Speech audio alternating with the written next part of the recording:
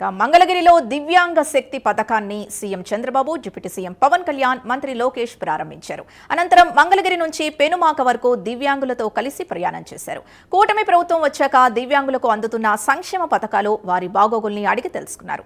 ఈ పథకం ద్వారా దివ్యాంగులకు ఉచిత బస్సు ప్రయాణ సౌకర్యం కల్పించనున్నారు.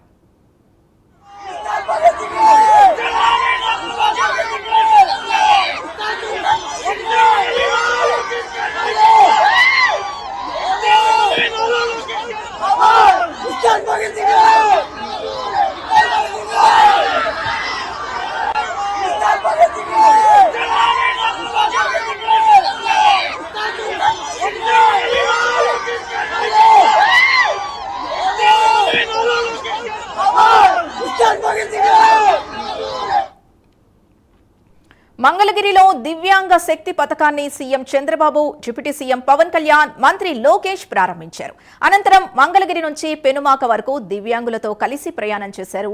కూటమి ప్రభుత్వం వచ్చాక దివ్యాంగులకు అందుతున్న సంక్షేమ పథకాలు, వారి బాగోగుల్ని అడిగి తెలుసుకున్నారు. ఈ పథకం ద్వారా దివ్యాంగులకు ఉచిత బస్సు ప్రయాణ సౌకర్యాన్ని కల్పించనున్నారు.